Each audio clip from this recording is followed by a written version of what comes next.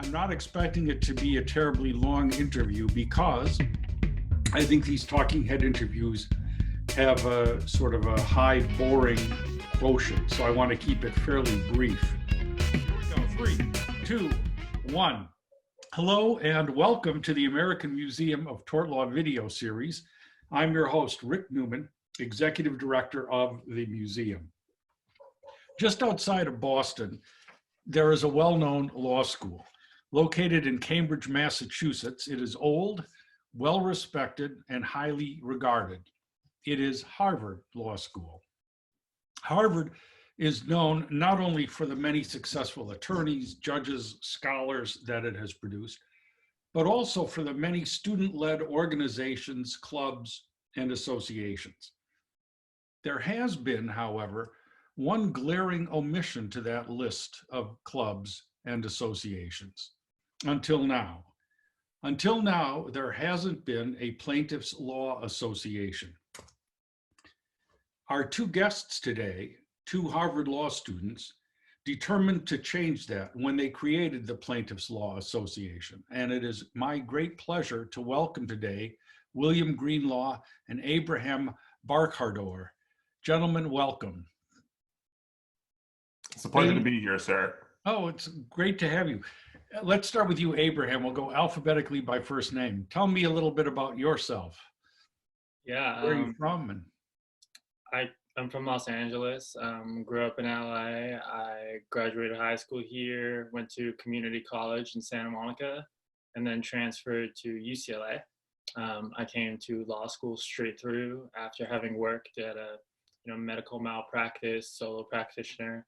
It was just me and her for a summer, and watching her do her work was what inspired me to go to law school. And yeah, now I'm here. Excellent. And Will, how about you? Good morning. My name is William Greenlaw. That's spelled green like the color, law like attorney at law. I was born and raised in the great state of Indiana. And I grew up here and I was educated here. I went to undergraduate school at Harvard University. And then in between college and law school, I became executive staff to the New York State Attorney General, using big data to identify crime, consumer frauds, and all sorts of fraudulent activity done by big business and corporate actors. After witnessing all the things that I saw in state government, I was very much determined, along with other family factors that I'd be happy to get into, to make sure that I go to law school. Upon coming to law school, it became very clear to me after meeting Abe that there was something very much missing in the educational environment. And that's when we thought of the idea of the Plaintiffs Law Association, to give average working people a leg up. Excellent. Well, that's what I wanted to talk about.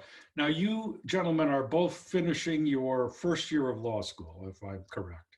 Yes, that's exactly right. And you actually, I guess you have finals looming in the near future. Looming is the good word for it next week. Well, I'm sure you'll do very well, but I'd like to talk a little bit about this Plaintiffs Law Association. What was the genesis of that? How did that come about? Yeah, I'll take this one. I came to law school with an idea that, hey, I wanted to be a lawyer for regular Americans, maybe open my own law firm one day, maybe, do the work I thought lawyers did. And I think when I got to Harvard, I saw that all the classrooms have a big law firm's name on them. All the classrooms are focused towards this big law ideal. And I didn't want that for myself, but I also didn't see public interest, pure public interest work as being a place for me. And I realized a lot of students felt similarly. Hey, a lot of students feel like they're, maybe morally opposed to big law corporate work, but they can't, because of their loans, financially go into pure public interest work. So I had an idea, maybe there's something in the middle. Asked my professors, looked into it, and realized we have no organizations at school that help students get into plaintiff side work, which a lot of them are fit for, which a lot of them wanted to do. And the firms wanted us too, right? Mm-hmm. So we saw opportunity to connect people there and do some good. And I was studying with Will in a study room, brought it up to him. It was just about in the middle of the semester. I forgot about it for a couple of weeks, and then Will came back to me with a constitution and a constitution draft, and he's like, "We're doing this thing," and I was like, "Oh my gosh!" And since then, we've been really putting in work to get our organization started. Excellent. And Will, what was the reaction to the faculty that you've spoken to, or the administration? The reaction to the faculty has been, I think, of both surprise and joy to find out that we're doing this. There's a surprising number of faculty at Harvard Law School that are very much plaintiff inclined, but have not had the opportunity to have students to come up with such an idea. We have class action professors who teach civil litigation, and we have mass tort professors, we have environmental law professors, antitrust professors. A lot of these subject areas are very conducive to a plaintiff side world, but because the campus places such an incredible emphasis on corporate defense or transactional work or direct public service, there's this large gap that both academically and professionally professors have not been able to see, at least for some time. But I think we've had a great reaction from these professors because we're doing something new. Interesting. What has been the response from the students? Abe, why don't you grab that one? Yeah, student response so far has been really wonderful. I think a lot of students are in the place I was thinking about, finding a balance between the corporate world and the public interest worlds. And when they're presented with a third option of going to plaintiff side of work, they find it really intriguing. We've gotten lots of interest from new student admits. We filled out all of our board positions, and a lot of recent law school graduates have reached out to us to try and help. So overall, student response has been really encouraging, and we're looking forward to recruiting more 1Ls in the fall, assuming we're back in Cambridge, and if not, we'll do it online. And yeah, it's been great so far. And do you have programs lined up, or what sort of activities or endeavors is the association going to be working on, Will? So we're a brand new organization, but we're trying to put together really good programming to show a couple of things to students. We have a number of job talks planned. They're originally in person, but as things change with the pandemic, we'll plan to put them online. They'll be able to show the inner workings of a plaintiff side firm, the economics of the plaintiff side work, and even how a plaintiff side attorney engages in that kind of work. And that kind of thing we're going to be able to show students to see not only is it possible to do this kind of work to help working people and one's own family, but also to demonstrate how fulfilling and rewarding it is personally to give people a leg up in fights that are very often unfair. In addition to job talks, we're hoping to do job fairs. There's a lot of plaintiff side firms around the country that have not had opportunity to access students at Harvard. And we think that there are a number of students here who would like to be on the right side of the issue and enjoy a very fulfilling career. And so we find that there's a great match available here. We think a number of firms would love to come down to Harvard and meet our students and vice versa. Of course, we're ready for anything. And if we have to move such a thing online, we will not be deterred. In the long run, we think a conference would be great. We know the plaintiff side field of the legal profession has a lot of smaller firms, but getting to know each other against very larger defense firms is very, very important and valuable. If we can be a place where we have academic scholarship on plaintiff side work, or be a place where plaintiff side attorneys can meet together and get to know each other as well, we think there's a global good not only to students, but also to the legal profession too. Good. Let me just take 1 second here for those in the audience who may not be familiar with the terms. Why don't you tell us what plaintiff side work is? What is the Plaintiffs Law Association? The goals, the heart, the objective of this? Abe, you can grab that one.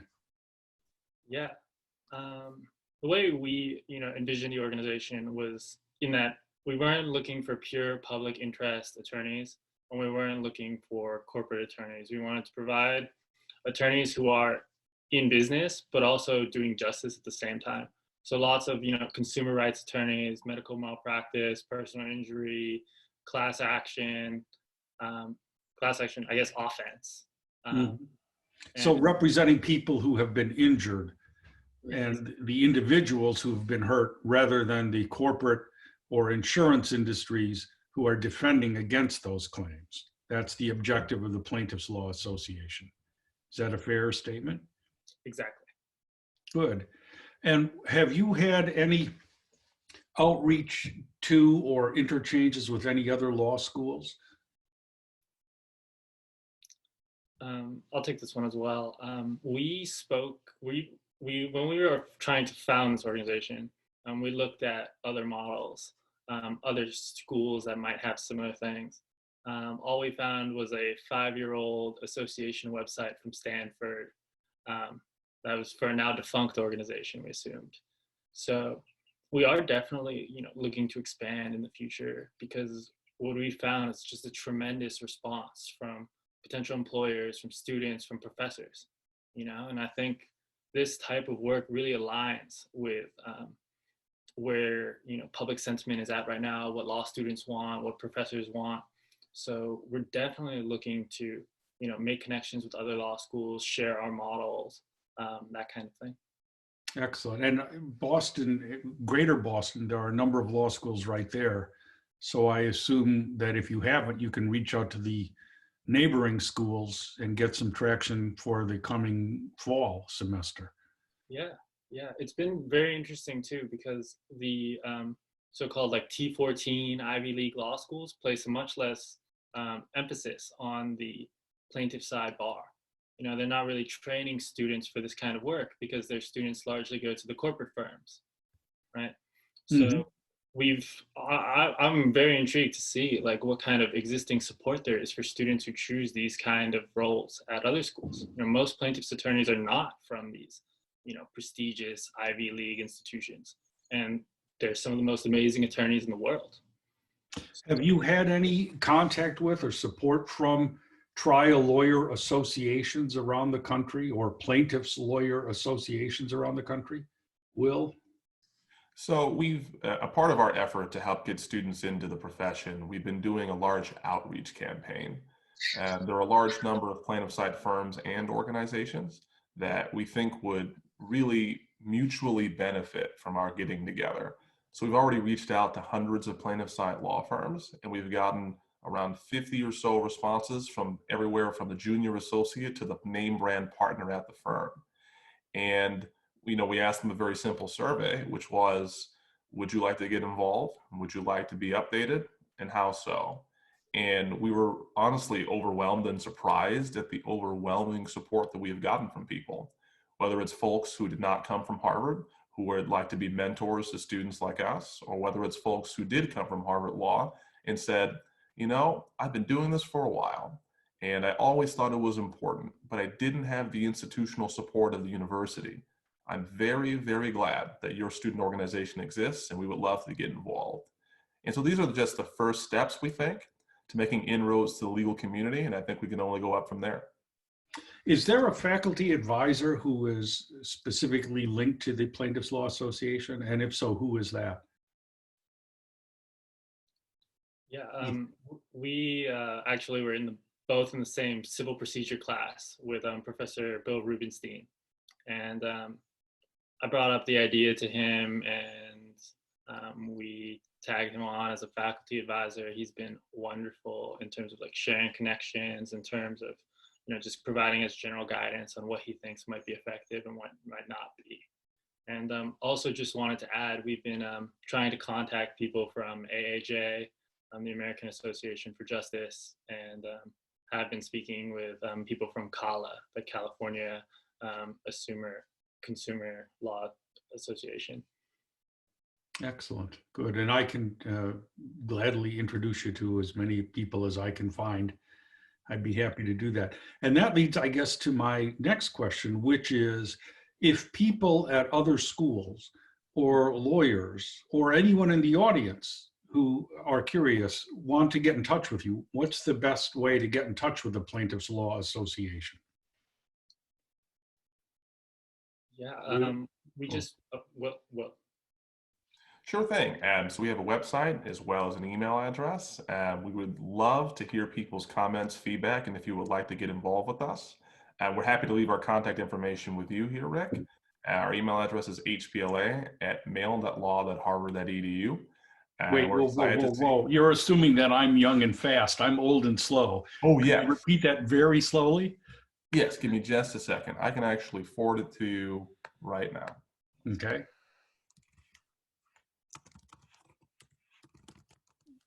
But also state it again for the people in the studio audience. Oh, yes.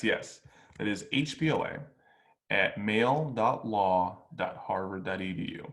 That's Harvard Plaintiffs Law Association, the HPLA. Excellent. Good. And so anyone who is interested can send you an email at that address and you'll hear back from them. And so as we wrap this up on a personal note, what are your plans for the summer and the coming years? I assume you're aiming toward doing plaintiff's work in the future. Do you have summer plans lined up? Either of you, both of you. Yeah, I guess either one of us could answer because we have the same summer plans. Yeah, that's true. Yeah, we're both going to Texas, and we'll be working at Thomas J. Henry Injury Attorneys, a plaintiff side injury firm with over 100 attorneys. Should be a really exciting experience. An opportunity to really get some experience, but that's only after final exams, which are coming up next week, I guess, correct? That's right. Yeah. Well, good luck to both of you. I'm sure you'll do very well. I'd like to continue this conversation again, maybe in the fall or next spring, and we'll see once you've got some more Plaintiffs Law Association work under your belts, we can see how this is growing and evolving and what sort of relationships you have with your fellow law students, both on campus and around the country. I think it's an excellent idea. And as I say, I'd be glad to help in any way I can. Please just send me a note or an email and I will try to arrange and facilitate contacts and meetings as best as I'm able, whether it's face-to-face or through computers like this. But it's a pleasure meeting both of you. I wish you nothing but success, both with your own careers and law school education and final exams, but also with the Plaintiffs Law Association at Harvard Law School. Thank you both. Great. Thank you too, Rick. We appreciate your time. Okay. Thanks, Abe. Thanks, Will. I'm going to end the meeting now. Bye.